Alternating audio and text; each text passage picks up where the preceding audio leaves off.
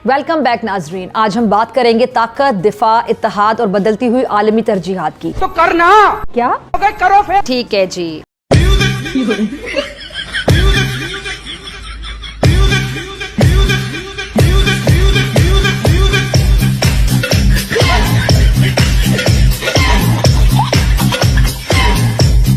मजा आया। वाह भाई वाह। आज हम इस सवाल का जवाब तलाश करने की कोशिश करेंगे कि क्या? आलमी सियासत में खामोशी से एक नया दिफाई नक्शा तश्कील पा रहा है, और अगर ऐसा है तो इस नक्शे में पाकिस्तान का किरदार आखिर क्या है।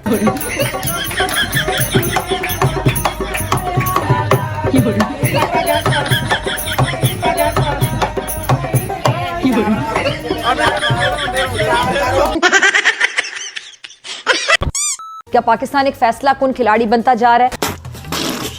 ये साल 2025 जब मुकम्मल हुआ था तो वज़ीर आज़म शहबाज शरीफ ने एक खिताब किया था जिसमें उन्होंने कहा था कि पाकिस्तान एक मुश्किल मुआशी दौर से निकल चुका है।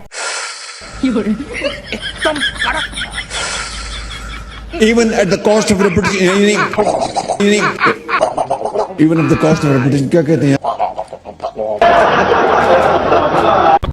एक वक्त था जब पाकिस्तान को सिर्फ एक सिक्योरिटी रिस्क या फिर एक एड लेने वाला मुल्क समझा जाता था, मगर आज तस्वीर बदल रही है। पाकिस्तान की ताकत और हथियारों की महारत को अल्हम्दुलिल्लाह सुम्मा अल्हम्दुलिल्लाह दुनिया तस्लीम कर रही है। ये तो बेच दिया इन्होंने। कवाली बेचती। पूरी कौम को एक खुशखबरी सुनानी है। इरशाद इरशाद। अच्छा, क्या? ये खुशखबरी हम तक पहुंची है हमारे वजीर दिफा ख्वाजा आसिफ साहब। उन्होंने कुछ दिनों पहले फरमाया कि 6 महीने के अंदर अंदर विद इन 6 months जी, IMF से जान छूट जाएगी। कोई चीज में मैं प्रोग्रेस नहीं देख सकता। जीरो, जिल्च, सिफर, नथिंग एल्स। इस पर भारत में तहलका मचा हुआ है और भारतीय मीडिया में बकायदा आहो बका है, क्योंकि ये तमाम पाकिस्तानियों के लिए बड़े फख्र की बात है। इंतहाई बेतुकी स्टेटमेंट है ये। पहले तो मैं आपको ये बता दूं, इसका कोई सर पैर नहीं है। जी हाँ, ख्वाजा आसिफ ने नवीद सुनाई थी कि जल्द ही JF-17 तैयारे बेचकर IMF से हम जान छुड़ा लेंगे। अब यही सवाल जब फॉरेन ऑफिस के तर्जुमान से पूछा गया ना कि क्या पाकिस्तान और सऊदी अरब के दरमियान JF-17 तैयारों का मुआहदा हुआ है, तो फॉरेन ऑफिस के तर्जुमान ने तो फौरन ही इसकी तरदीद कर दी। अमेरिका में जब मैं आया हूँ, मैं मिल रहा हूँ लोगों को, तो लोग हंस रहे हैं हमारे ऊपर, लोग मजाक उड़ा रहे हैं, लोग कह रहे हैं कि किस किस्म के पाकिस्तान की मीडिया है। मैं ख्वाजा आसिफ नु 1 साल देना है, 6 महीने की गल कर रहे हैं, 1 साल जुर्माना भी बता उड़ दिया फड़न की कोशिश कर रहे हैं, यानी 6 माह बाद। खुदा दा पता नहीं माशियात बैंकर है सुने इन तो ABC का भी नहीं पता। हो नहीं सकता। आज पाकिस्तान का एक थंडर फाइटर जेट आलमी दिफाई मंडी में हलचल मचा रहा है। सिर्फ एक फाइटर जेट नहीं है, बल्कि एक स्ट्रेटेजिक झटका है। आई थिंक इस किस्म के बयान नहीं देने चाहिए। ठीक है, मोराल अप करने के लिए it's a good idea, but this is not realistic. ये जो ऑर्डर्स है, बातें चल रही हैं, टर्म्स अभी डिस्कस नहीं हुई हैं। फिर ये कि कितनी एडवांस पेमेंट होनी है, कितनी क्रेडिट होनी है, कितना क्या होना है। फिर ये आपका ख्याल है बटन दबाएंगे और ये जहाज निकलने शुरू हो जाएंगे। ये तो 5-5, 10 साल लगते हैं to fulfil orders like this. हाँ तो भैया, अब कंपटीशन होने वाला है फिजा खलीफा और किरण नाज में। कंपटीशन होगा फेंकने का, कौन कितनी लंबी फेंक सकता है, कितनी दूरी तक फेंक सकता है, और इस कंपटीशन में कौन जीता है, इसका जवाब तुम मुझे देके जाओगे कमेंट सेक्शन में। आज ही खबर आई है कि इराक हमसे JF-17 थंडर और सुपर मशाक तैयारे खरीदना चाहता है। 60 करोड़ डॉलर का जो असला है वो लिबिया खरीदेगा। इससे पहले बांग्लादेश भी JF-17 थंडर और सुपर मशाक तैयारों की खरीदारी में दिलचस्पी का इजहार कर चुका है। 4 अरब 50 करोड़ डॉलर का असला आज़रबाईजान को फरोख्त किया जाएगा। फेंको अपनी पूरी शक्ति के साथ फेंको। कि सूडान से 1.5 अरब डॉलर्स की दिफाई डील तय पाने के इंतहाई करीब हैं। सऊदी अरब 2 अरब डॉलर का कर्ज JF-17 थंडर खरीद कर मुआहदे में तब्दील कर देगा। पाकिस्तान सूडान को एयर डिफेंस सिस्टम, तैयारे और ड्रोन्स फराहम करेगा। इराक को 66 करोड़ 40 लाख डॉलर का असला फरोख्त होगा और 1 अरब 50 करोड़ डॉलर का असला सूडान खरीदेगा। फेंको अपनी पूरी शक्ति के साथ फेंको। जिम्बाब्वे 1 करोड़ डॉलर का असला खरीदेगा और इसके साथ साथ बांग्लादेश, म्यांमार, नाइजीरिया, मराकश और टर्की भी पाकिस्तान से असला खरीदेंगे। और अब इनका प्रॉब्लम क्या है कि ये IMF से, वर्ल्ड बैंक से राब्ता कर रहे हैं कि 36 अरब डॉलर के जो तवानाई के मंसूबों पर हमने कर्जे लिए हुए हैं ना, उनकी रीफाइनेंसिंग में हमारी मदद कर दें।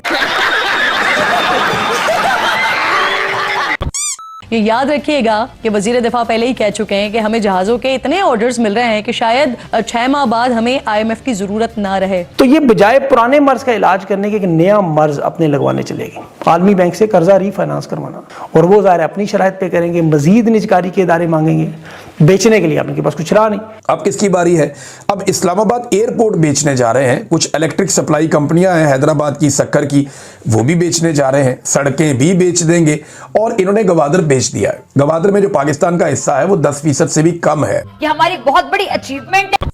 पाकिस्तान और सऊदी अरब के दरमियान दिफाई ताउन कोई नई बात नहीं है, लेकिन हालिया कुछ सालों में, बरसों में ये ताउन रस्मी बयानात से निकलकर स्ट्रेटेजिक जो गारंटी है उसकी सतह तक पहुंच चुका है। JF-17 की सऊदी अरब से डील की बात आ रही है। हाँ, कहा जा रहा है कि लोन ज्यादा हो गया है तो अब JF-17 ले लो, थोड़ा सा पैसे वैसे कटे, 2 बिलियन के बेचेंगे ये लोग JF-17। हालांकि पाकिस्तान का जो फॉरेन ऑफिस है वो कह रहा है कि नहीं हमको तो नहीं पता ऐसा कुछ।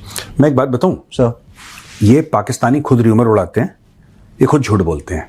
सऊदी अरब के पास पैसा है। JF-17 जो है, कोई भी चाइनीज प्लेटफॉर्म है ना, वो 2 कारणों से बिकता है। एक बात ध्यान रखना, any Chinese platform, any country which runs Chinese technology और Chinese weapons, it does so for 2 reasons. Number 1, they can not afford western stuff, पहली चीज। दूसरी चीज, पाबंदियां हैं, वेस्ट उनको बेचेगा नहीं, या तो आप अफोर्ड नहीं कर सकते या वेस्ट आपको बेचेगा नहीं, तो आपके लिए फिर कॉम्प्रोमाइज हो जाता है। चाइना, आपके पास पैसे नहीं है, आपको चाहिए भी, फिर चाइनीज आपसे जमीन का टुकड़ा ले लेंगे, आपको कागज में, जैसे ये एक जमाने में साहूकार जो थे या जो सूद पे पैसा देते थे, वो खाली ब्लैंक पेपर पे अंगूठा लगवा लेते ना टक से, तो फिर लिख देते थे जो भी लिखना है कि तेरे नाखून से लेकर सर के बाल, तेरे सब हमारा, तेरे बच्चे बच्चे आगे जितनी भी पीढ़ियां हैं सब हमारी, सब लिख के अंगूठा लगा दिया। तो उस टाइप का चाइनीज काम करते हैं। आज की तारीख में एक बात बताओ यार, सऊदी अरब के पास इतना पैसा है, सऊदी अरब की एक डील हुई थी F-35 की, आपको पता है? Are you aware? Deal check करो, डील जो होने वाली थी जो यूज, हाँ आप चेक करो, ट्रंप के साथ बातचीत हुई थी, Saudi Arabia F-35।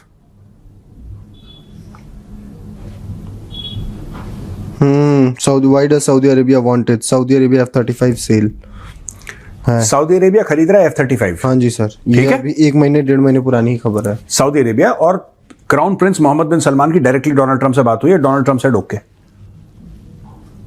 Saudi Arabia F-35 खरीदेगा कि ये 2 कौड़े का JF-17 थंडर खरीदेगा? भाई सऊदी शेखों का एक स्टैंडर्ड होता है यार।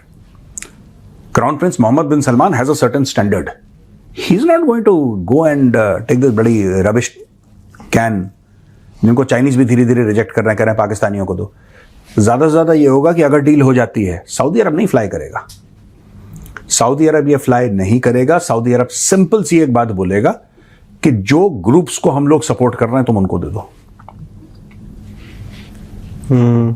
भाई जिस ग्रुप को हम सपोर्ट कर रहे हैं तुम दे दो। यमन में चल रहा है ड्रामा, दे दो,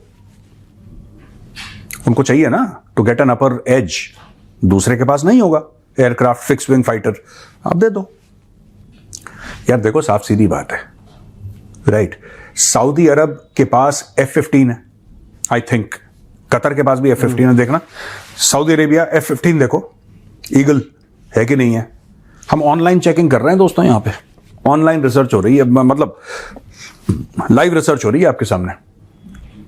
अब देखो F-15 है कि नहीं। हाँ, large potent fleet of Boeing F-15 eagles, F-15 eagle है उनके पास। इनके पास F-15 जो कि एक हेवी फाइटर है, F-15, ठीक है। The kind of armaments and hard points it can carry is phenomenal, right? F-15 है, वो F-35 खरीद रहे हैं। JF-17 थंडर, वो थंडर नहीं, वो बंदर है, वो कोई ना खरीद रहा उसको। ये सब पाकिस्तानी अपना, और खरीदेगा भी सऊदी अरब तो खुद नहीं चलाएगा। वाह भाई वाह। पूरा वीडियो आपने देख लिया। वीडियो देखने के बाद में आपके इन पाकिस्तानियों को और फिजा बीबी कुछ बोलना चाहेंगे तो कमेंट सेक्शन आपका है, आप भी कमेंट करके अपनी राय रख सकते हैं। आप लोग अपना ख्याल रखें, आपको आपके लिए पाकिस्तान से रिलेटेड वीडियो लाता रहता है। जय हिंद, वंदे मातरम, जय श्री राम, जय श्री राम, जय श्री राम।